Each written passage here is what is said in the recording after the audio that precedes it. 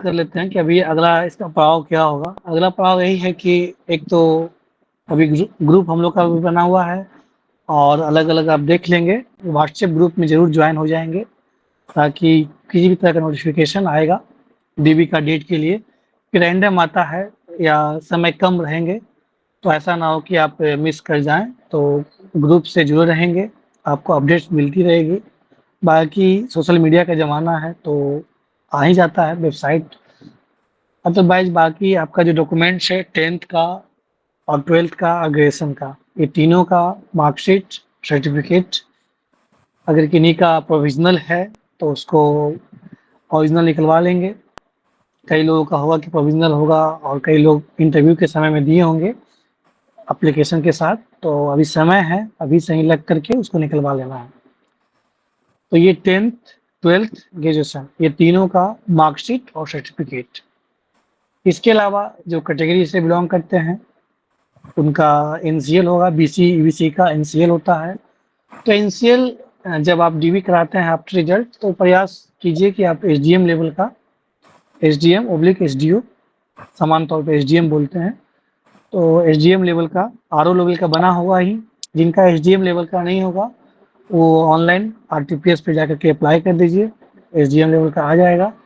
जिनका बहुत पहले का फिर भी आप सर्च करेंगे आ जाएगा, नहीं तो मैनुअल भी बनवा सकते हैं।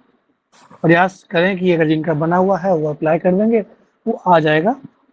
21 दिन का समय होता है, 21 दिन में आ जाएगा। जो एससी एसटी से बिलोंग करते हैं उनके लिए भी कास्ट सर्टिफिकेट, रेसिडेंशियल भी चाहिए होता है। प्रयास करें कि जाति, आय, निवास तीनों रख लें, बीसी वाले भी, और एनसीएल तो रखना ही रखना है। और एनसीएल में भी एसडीओ लेवल का। उसी तरीके से एससी एसटी के लिए कास्ट सर्टिफिकेट और रेसिडेंशियल भी इसमें रिक्वायर्ड है।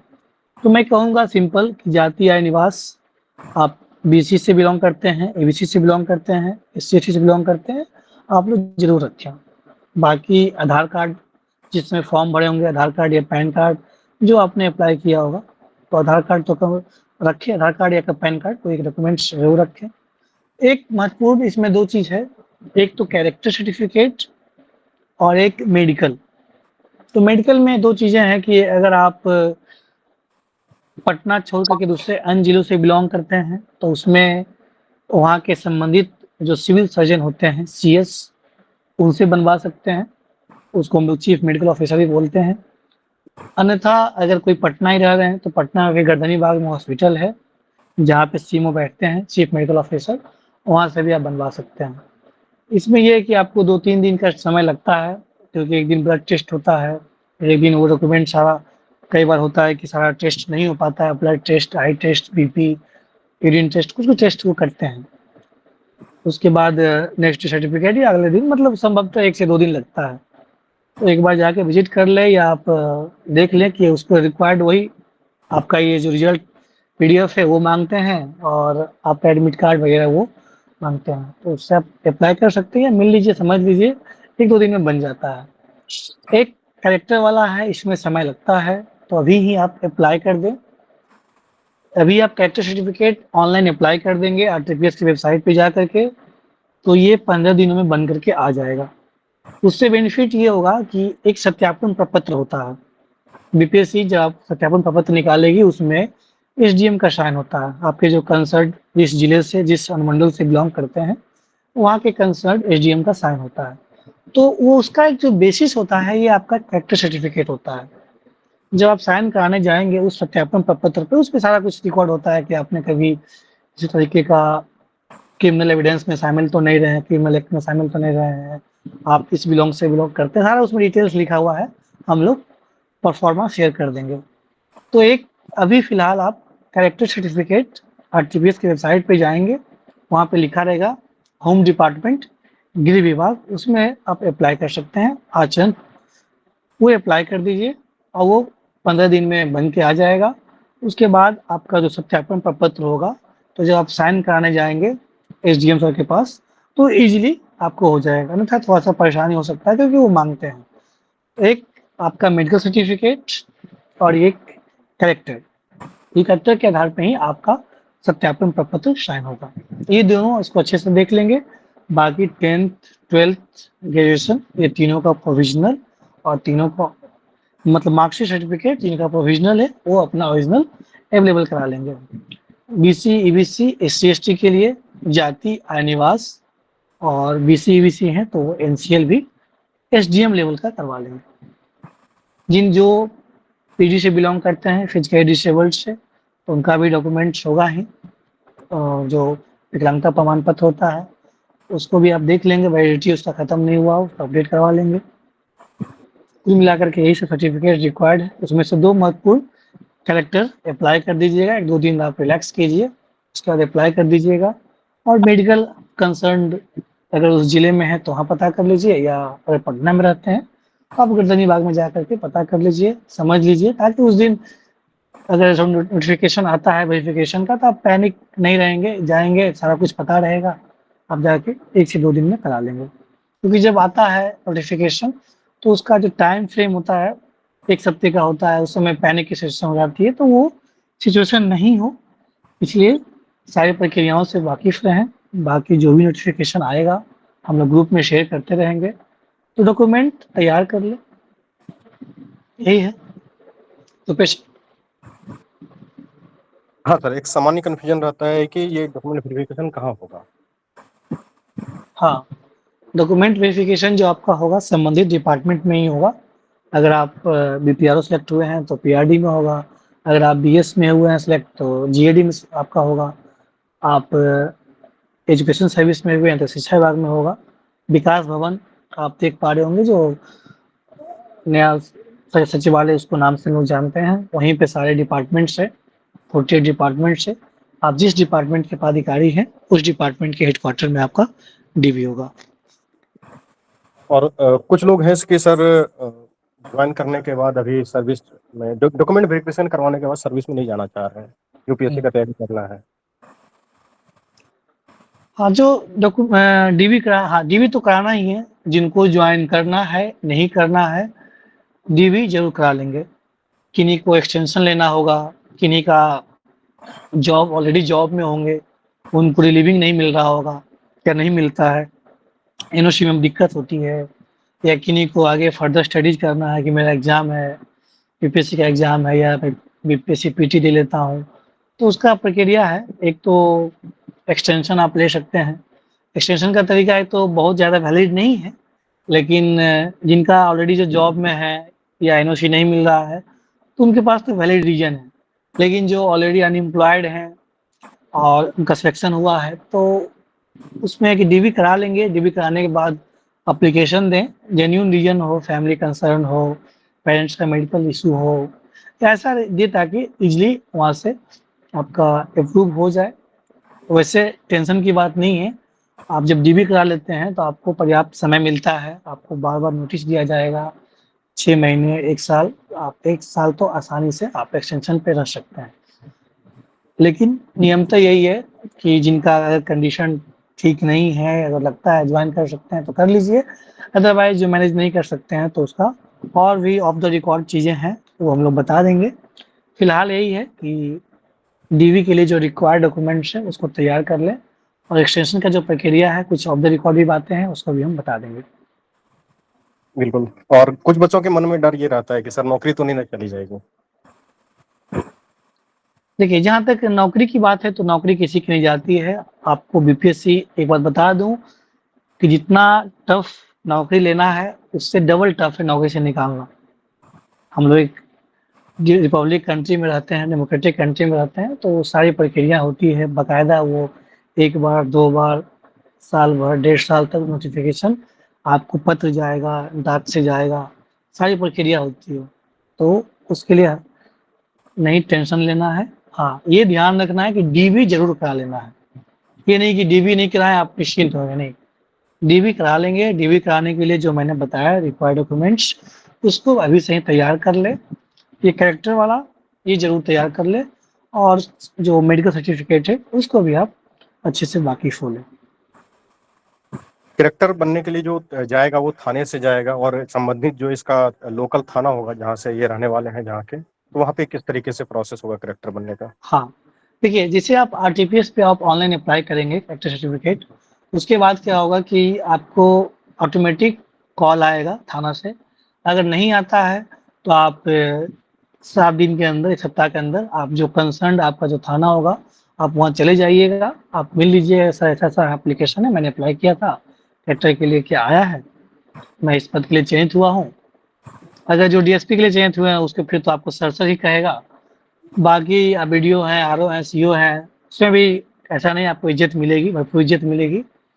तो चले जाइएगा 7 दिन के अंदर जैसे अप्लाई करने के बाद, तो वहाँ पे आपका जो एप्लीकेशन नंबर होगा वो बताइएगा, वो आपको सर्च कर लेंगे और बाकायदा आपको प्रूफ आप बता देंगे कि हाँ मेरा आईडी प्रूफ दिखाएंगे, तो आपका वहाँ से वेरिफिकेशन हो जाएगा। फिर अगले 3-4 दिन में जो प्रक्रिया है वो करके आप डायरेक्ट ऑनलाइन आप डाउनलोड कर सकते हैं। जिस तरीके से जातीय निवास होता है वैसे ही आप डाउनलोड कर सकते हैं।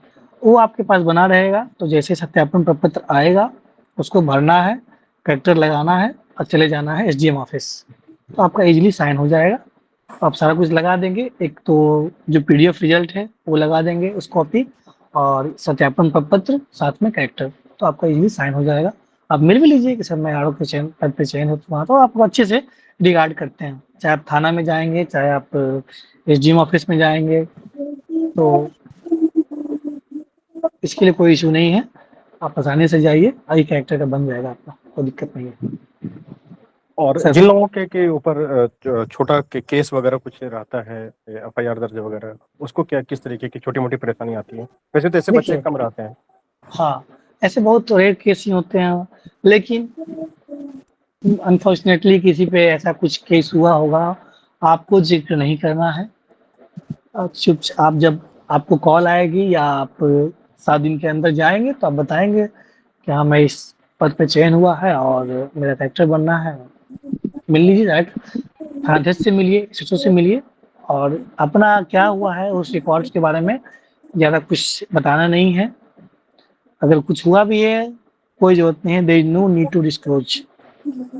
चुपचाप आप जाएंगे, बताएंगे, वो सारा आपका साइन से बना देंगे। वो जानते हैं संभवतः ये ऐसा ही होता है कि अंडरस्टूड होता है कि अच्छे बच्चे हैं तभी चयन हुआ है। इन रेयर केस ऐसा कुछ हुआ है, ऐसा कुछ होगा, कहीं सहयोग की जरूरत होगी, हम रहेंगे, आप फोन कर लीजिएगा, ऐसा कुछ कंडीशन नहीं होगा। बाकी ऑफ द रिकॉर्ड चीजें हैंडल हो जाती है, हम लोग हैं, कभी भी ऐसा होगा तो ऑन द कॉल अवेलेबल रहेंगे। हाँ, कुछ बच्चे प्रश्न पूछना चाह रहे थे। बताइए।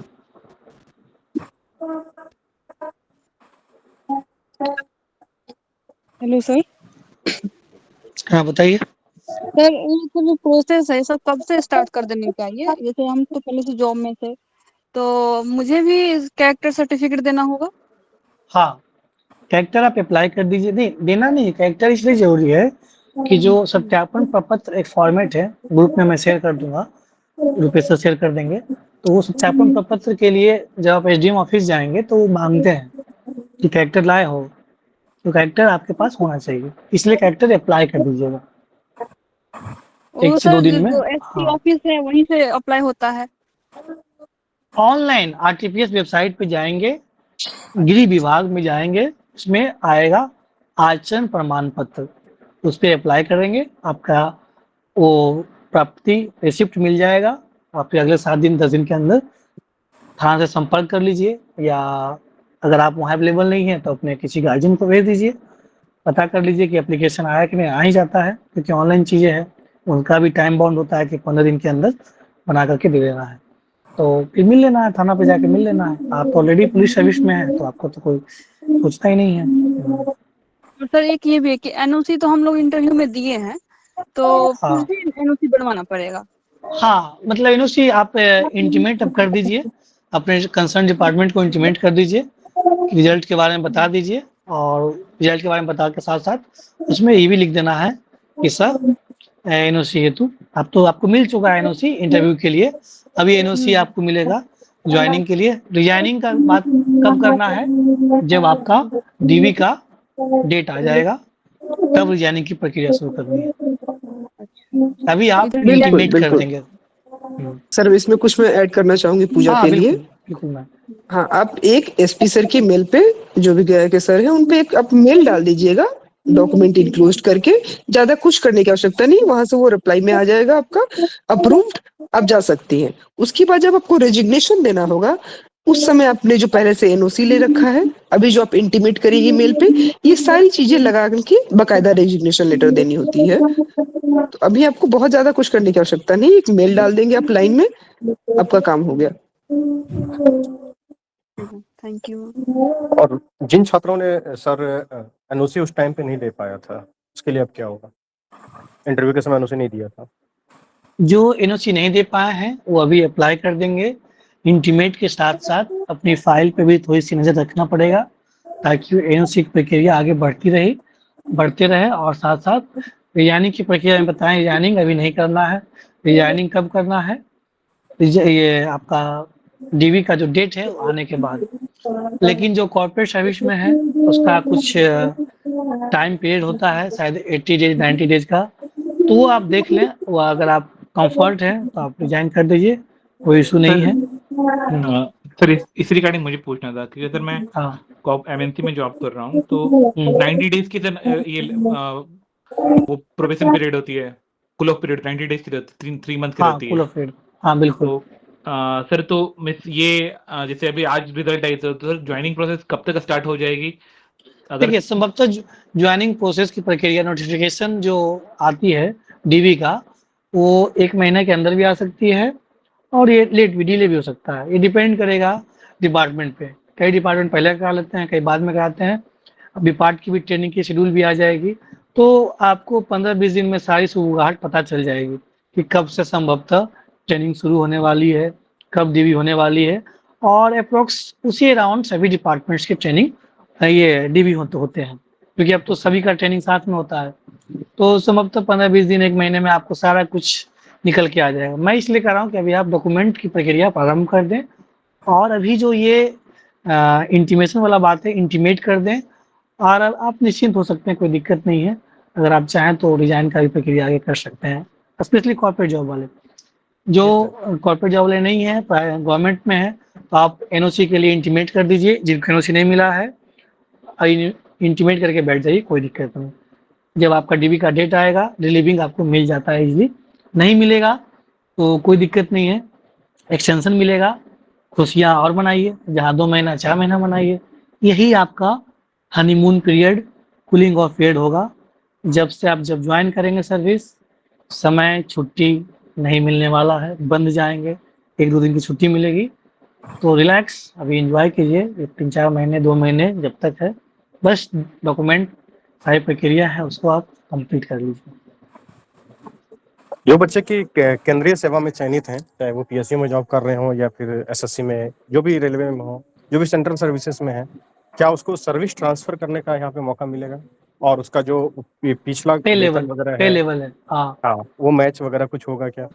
नहीं सर, देखिए सेंट्रल गवर्नमेंट में अगर हैं तो पे लेवल आपको वो, उसको हम लोग बोलते हैं पे प्रोटेक्शन लेवल, तो वो तो चांसेस नहीं है, क्योंकि दोनों का अलग अलग वेतनमान होता है, दोनों के अलग अलग चीज़। हाँ, जो स्टेट गवर्नमेंट में है, सपोज कीजिए नेहा मैम ही है, तो नेहा मैम का लेवल 9 है। अगर आप आरओ के रूप में चयन हुए, तो आप वहाँ पे आप अप्लाई कर सकते हैं कि हमें पे प्रोटेक्शन चाहिए, आपको लेवल 9, तो वहाँ पे वो मिलेगा। लेकिन जो सेंट्रल गवर्नमेंट में है तो उनको पे प्रोटेक्शन नहीं मिलेगा। रही बात की जो सेंट्रल गवर्नमेंट में है उनका एनओसी के लिए, तो वही प्रक्रिया है, आप अभी ही इंटीमेट कर दें। रिजाइन की प्रक्रिया अभी मत प्रारंभ करें, इंटीमेट करके आप फाइल को इनिशिएट करवा लें। सीनियोरिटी का क्या सीन रहता है? जैसे नेहा मैम है कि पहले से जॉब कर रहे हैं, बाद में हाँ आरओ के रूप में सेलेक्ट होती हैं, तो ये पिछले हाँ 5 साल से जो जॉब कर रही थी, इनके सीनियोरिटी हाँ, का तो क्या है? उसमें सीनियरिटी का एक चीज़ है, एक तो आपको पे प्रोटेक्शन मिलेगा। अगर आपका डीए 52% हो गया है तो आपको वो मिलेगा। साथ साथ आप लेवल 9 पे पहले से जॉब कर रहे थे तो आपको लेवल 9 का ही सैलरी मिलेगी। साथ साथ अगर आपने 3 साल सेवा दिया है तो उसका जो डीए बढ़ करके हुआ है या वेतनमान जो वो आपको बढ़ा हुआ मिलेगा। अभी जिस वेतनमान पे आप काम कर रहे हैं, अगर आप सेम स्टेट गवर्नमेंट में कार्य कर रहे थे तो आपको वही पे प्रोटेक्शन मिलेगा। अगर नहीं मिल पाया स्टार्टिंग में, तो आप कंसर्न डिपार्टमेंट को लेटर लिखेंगे, तो बाकायदा आपका जो एरियर्स के रूप में वो मिल जाएगा। और सीनियरिटी का क्या फायदा होता है कि आप सर्विस दिए हुए हैं तो आपका एनपीएस जो आपने सेविंग किया है आप जब रिलीविंग वगैरह ये लेते हैं तो प्राण नंबर जो होता है वो इजीली आपका जो एनपीएस कंट्रीब्यूशन है वो ट्रांसफर हो जाता है वर्तमान जिस जॉब में आप कार्य कर रहे होते हैं। अदरवाइज क्या होता है कि आप रिलीविंग एनओसी सारी प्रक्रिया नहीं अपनाते हैं तो फिर दिक्कत हो सकता है, प्राण नंबर में दिक्कत होगा, आपका एनपीएस कंट्रीब्यूशन ट्रांसफर में दिक्कत होगा। तो ये सब चीज़ें से अच्छा है कि बाकायदा जो प्रक्रिया है उस प्रक्रिया के तहत चलेंगे। एनओसी के लिए इंटीमेट कीजिए, साथ साथ रिलीविंग लेटर के लिए जब डीवी का नोटिफिकेशन आएगा उस समय करेंगे। टेक्निकल लीव मिल सकता है क्या कुछ बच्चों को, जैसे सेंट्रल गवर्नमेंट में जॉब कर रहे हैं और अच्छी ही पोजीशन पे जॉब कर रहे हैं, वो आके देखना हाँ चाहते हैं कि मुझे स्टेट गवर्नमेंट में जॉब करना है, अच्छा लगेगा तो ठीक है, नहीं तो मैं वापस फिर चले जाऊंगा अपने जॉब में। हाँ, उसको हम लोग बोलते हैं टेक्निकल एजुनेशन। ये 2 साल का होता है। आप 2 साल आप वहाँ पे जब रेजिग्नेशन देंगे तो उसमें आपको मेंशन करना पड़ेगा कंसर्न या रिगार्डिंग टेक्निकल रेजिग्नेशन। वो फॉर 2 इयर्स होता है कि अगर आप 2 इयर्स आप यहाँ बिहार में काम करके देखें, अगर आपको अच्छा नहीं लगा तो आप वापस जा सकते हैं। वो बिहार में भी होता है कि आप किसी दूसरे डिपार्टमेंट से आप दूसरे डिपार्टमेंट में आना चाहते हैं तो वहाँ पे आप अप्लाई करके टेक्निकल एजुकेशन ले सकते हैं। उसको लोग टीआर बोलता है। तो आप आ करके सेवा दीजिए, अगर अच्छा लगा तो यहाँ रहना है, नहीं अच्छा लगा तो आप स्विच कर जाइए। तो उसमें आप जब रिजाइन करते हैं तो वहाँ पे आपको मेंशन करना होगा। तो क्या ये टीआर के माध्यम से कुछ बच्चे यूपीएससी का प्रिपरेशन करना चाहते हैं तो वो कर सकते हैं क्या? नहीं, टेक्निकल एजुकेशन का मतलब ये है कि आप उस डिपार्टमेंट से रेजिग्नेशन ले रहे हैं और दूसरे डिपार्टमेंट आप ज्वाइन कर रहे हैं। आपको अगर तैयारी करनी है तो फिर एक्सटेंशन ही लेना होगा। अब एक्सटेंशन अलग-अलग तरीके के होते हैं। कोई मेडिकल एक्सटेंशन ले रहा है, कोई जॉब रिलीव नहीं हुआ है आपका, उसके फेवर में उसके ले लिए कि हाँ भई मुझे तो रिलीव ही नहीं किया गया है। कोई बहाना बना लेते हैं कि पैरेंटल केयर है या किन्हीं की थोड़ी ठीक-ठाक लिंक हो, उसे आधार पे एक्सटेंशन मिल गया। लेकिन लीगली आप या कहें कि मोरली इस तरीके का आप नहीं ले सकते हैं। हाँ, वो अलग बात है कि आपका मेडिकल कंसर्न पे हो सकता है या पैरेंटल केयर कंसर्न पे हो सकता है या जॉब रिलीव के इस आधार पे मिल सकता है। बिल्कुल, ये बहुत बच्चों का कन्फ्यूजन रहता है कि टीआर लेकर के हम प्रिपरेशन करना चाहेंगे, ये नहीं कर हुँ, सकते हैं आप, एक्सटेंशन ये ही नहीं एक कर तरीका सकता है हूँ। जिसके माध्यम से बिल्कुल। कर सकते हैं। तो जो प्रोबेबल प्रश्न हो सकता था, क्योंकि हर साल ये डीवी का प्रक्रिया होता है, हर साल हम लोग ऐसे-ऐसे सेशंस करते हैं, आगे भी करेंगे। तो मैंने लगभग सारे प्रश्न पूछे हैं। आपके मन में अगर कोई प्रश्न है, तब आप पूछ सकते हैं। उसके बाद भी और कोई फिर क्रॉस क्वेश्चन होगा, तो फिर हम लोग जो है उस पे चर्चा करेंगे। बाकी किसी तरीके का of the record, on the record जो भी चीज़ें जाननी होंगी, हम लोग क्लास लेते रहेंगे बीच में और पर्सनल टॉक रुपेश सर से आप बात कर लीजिएगा, चीज़ें और भी क्लियर हो जाएगी। हाँ, किसी कुछ प्रश्न पूछ लीजिए। बिल्कुल, ये स्क्रीन पे आपको नंबर भी दिख रहा होगा, इस पे आप संपर्क कर सकते हैं। जो भी डीवी से रिलेटेड जो भी सवाल पूछने हैं वो पूछ सकते हैं, ताकि आपका अच्छे से सर्विस जॉइनिंग हो और सर्विस जॉइन करें और आप राज्य का सेवा करें और ईमानदार भाव से सेवा करना है, क्योंकि आप सेवा के लिए आए हैं, इतने लंबे समय से संघर्ष कर रहे थे और अंततः सिलेक्शन हुआ है। तो सिलेक्शन हुआ है, बहुत अच्छा बात लगता है कि हाँ, चलो फिर सलाम सर होता है। लेकिन अंततः आप जो होता है ना, इंटरनल सैटिस्फैक्शन तभी मिलेगा जब आप किसी गरीब का सेवा करेंगे और फिर घर घूम के आएँगे ऑफ़िस से, तो लगेगा कि हाँ, आज किसी के काम हम आए, जो मैंने इतने दिन तक पढ़ाई किया था, ये मेरे काम आया आज। वो स जो इंटरनल सैटिस्फैक्शन होगा, वही सबसे बड़ा सैटिस्फैक्शन होता है। तो हम लोग उम्मीद करते हैं कि आप लोग बहुत ही युवा अधिकारी हैं, बिहार को बदलने में आप अपना योगदान दें। जो भी प्रश्न पूछना चाहते हैं कोई, पूछिए प्रश्न।